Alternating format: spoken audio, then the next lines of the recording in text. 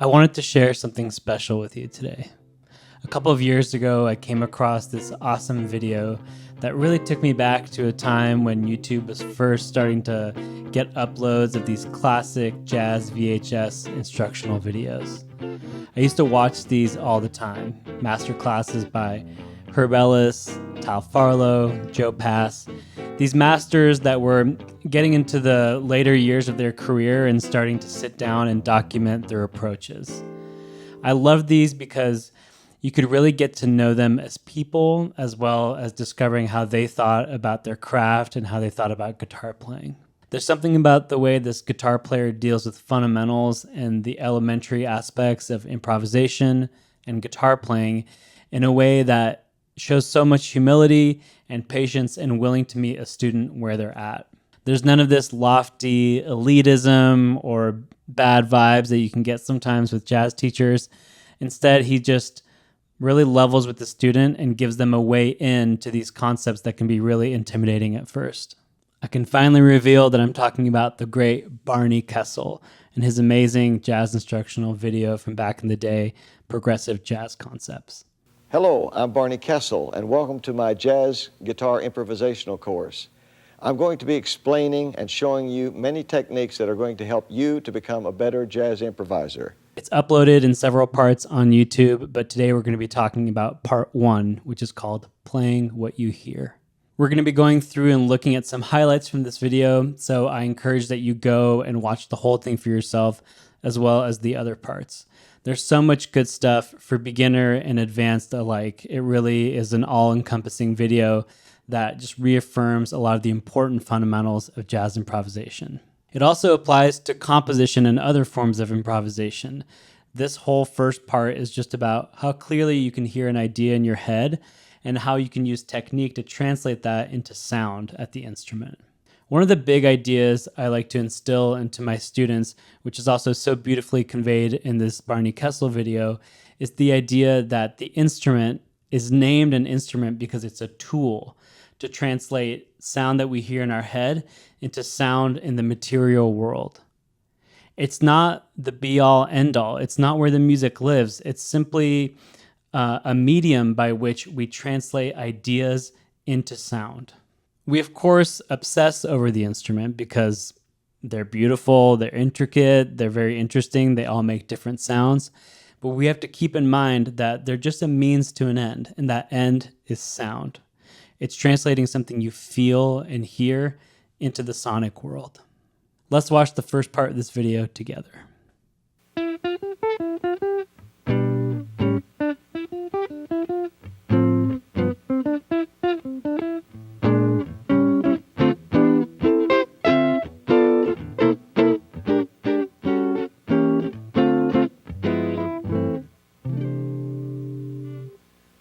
I'd like to discuss a very important thing, and that is how to develop the ability to play what you think.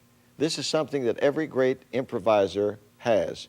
If you can't play what you think, then you're reduced to playing formulas and licks and devices and patterns that you see on the fingerboard. And this is very mechanical and very plastic, and it has no energy, has no spontaneous feelings, no creativity.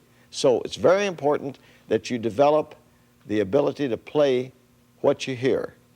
And there's two steps involved. One is to develop the ability to play what you hear, and the second is be sure that what you hear is worth playing. Because just because you can play what you hear doesn't mean that it has any real musical value. Even just that much is gold.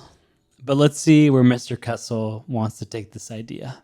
And let something in your mind, in your imagination, well up that is a statement, a musical line that you wish to hear in your mind that is somewhere between 6 to 9 notes in length. And the reason I say 6 to 9 notes is, in my estimation, if it's less than 6 notes, it's not challenging enough for you. And if it's more than about 9 notes, then it's something that if you were not to find it immediately on the guitar, you might get lost because you wouldn't remember a very long line. So somewhere in there is a pretty good amount of notes. So you imagine this line of music. Try to make it something in your mind that you create that is not a scale, and is not an arpeggio, but it is very much a melody. That is, it has a rise and a fall, as good melodies do. It's something that you could sing and get great satisfaction from singing this melody. It's something that you could add words to. It's melodic rather than just a scale or exercise or etude. So we strike a chord and we imagine in our mind something. But first, let's pause. If you're enjoying this video and you feel like supporting this channel, I invite you to hit the subscribe button below. It really helps me out and it lets YouTube know that people care about this video and that it's worth watching. If you want to support me further, feel free to check out my Ko-fi page below. There's a link in the description. There, I've uploaded a bunch of goodies, lesson PDFs, a bunch of extras from the videos I've done in the past, which are available for a small donation. All the support really adds up and makes it possible for me to bring you more videos like this. So thank you so much. Barney talks about listening to your own ear, patiently waiting for an idea to surface before you even play a note. It's such a creative stance because it's recalibrating the relationship we have between instrument and our inner ear. Once we've developed some technique around the guitar, it's easy for the scale patterns, the arpeggios, the licks to take the lead over our inner ear. We want to stay connected as much as we can to the source of the music, which is inside of us, not outside of us. We're listening to the fellow musicians around us, and we're trying to make decisions based on our musical instincts, not based on our physical instincts. Now, the two need to work together. Ideally, we're using our inner ear to train our fingers. I don't want to spend time working on sweep arpeggios or all these things if I'm not going to actually use them, or if I don't actually have a relationship to those things that's based on what I love in music. We ideally want to balance between our hands, which we've trained to do certain things, and our inner ear, which guides our taste and our instinct. If we're always living internally, maybe we're thinking a little too much and not acting quickly enough. But on the flip side, if we're always just noodling or letting our hands take over, maybe we're missing some of the more deep musical qualities that our inner ear can provide for us. Let's watch another clip.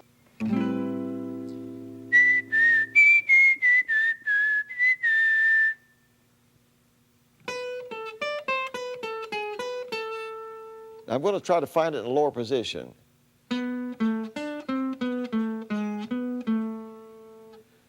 Now, sometimes you will notice I'm closing my eyes. When you close your eyes, you can hear much better.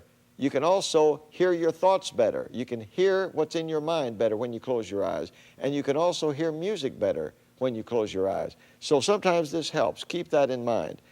Okay, let's try this. A melody that's 6 to 9 notes long over this A minor 9 chord.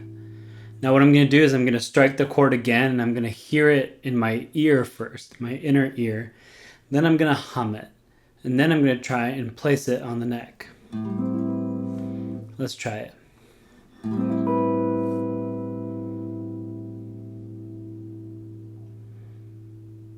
Do da do da dee do dee do dee da. Do da do da dee do dee do da do.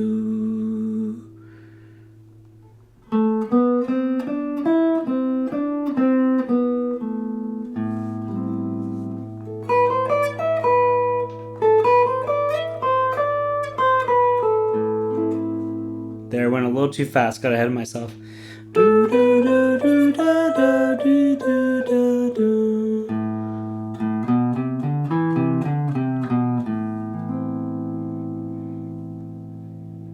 So that's a nice melody. Let me try another one.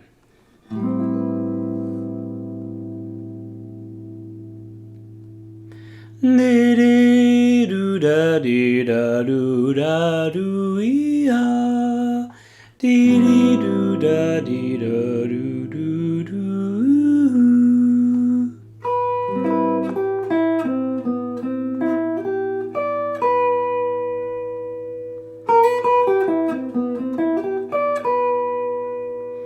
I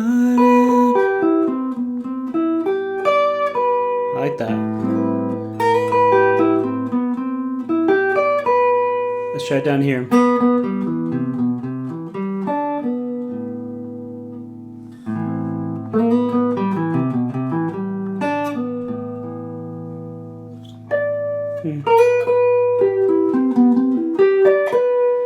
So it's great to just take this all around the neck.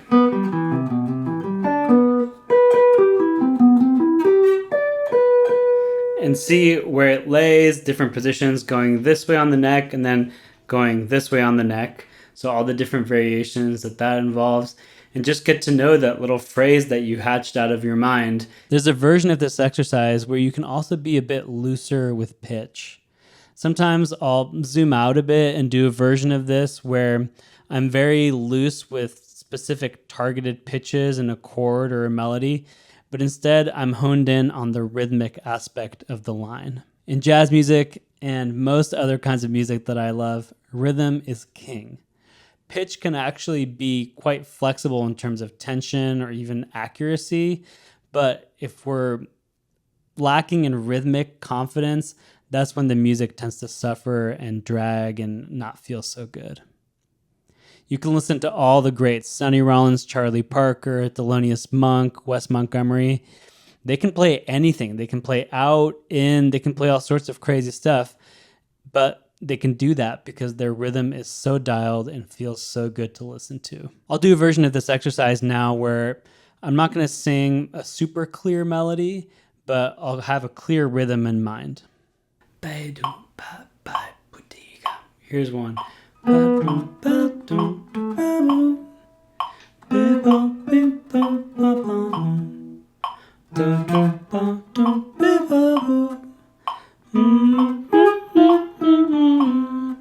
See, I'm just using that rhythmic phrase and finding different pitches to fit it, but I'm hearing a really clear rhythm in my head.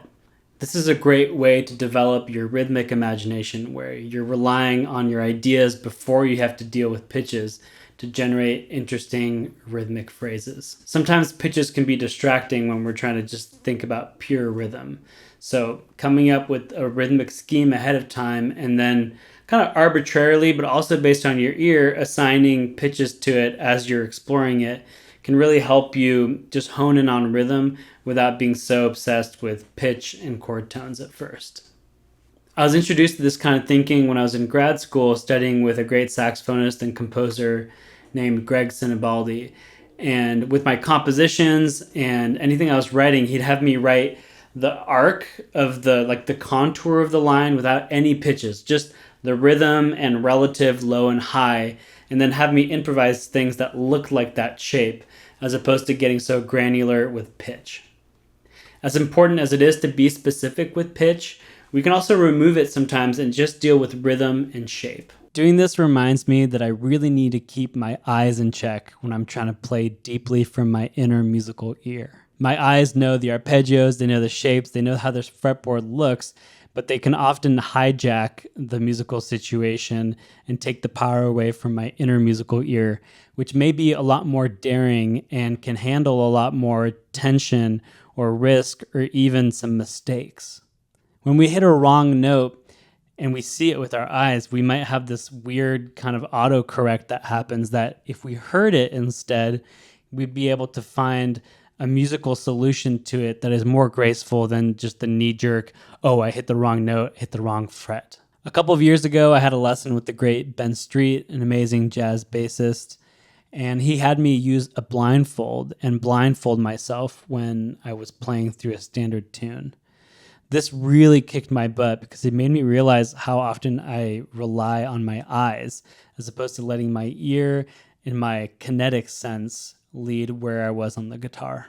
So I recommend you try this exercise for yourself, follow Barney's lead, and let me know what you find if there's anything that jumps out at you when you're doing this exercise, any challenges, any intervals that cause problems for you. These are all part of this exercise and kind of what we're looking to illuminate when we're trying to let our ear lead the way. Now would be a good time to pause the video and try this exercise for yourself. Play that A minor 9 chord and see if you can think of a melody that fits over it. Maybe hum it or sing it or whistle it, just like Barney says too. There's really nothing better for your practicing because this exercise cuts straight to what's most essential when you're improvising, is developing this instinct and the ability to hear melodies over chords. And specifically to hear it in a way that's simple and folky, not like we're thinking ninth, 11th, sharp 11. It's not really intellectual like that. It's what do you want to hear over this chord? Let's see what else Barney has to say about this. But remember, the only way to get good at making up something is to make it up and keep making it up and not get discouraged. And if you make a little mistake, so what? You do it over again, and each time you'll get closer. And finally, you'll reach a point where it almost seems as though it's simultaneous, although it's just a very short time span between you thinking about it and being able to play it. I'm going to try to think of something, whistle it, and play it at the same time. Now, it's not exactly the same time, but it's so fast that it almost seems as though it were the same time.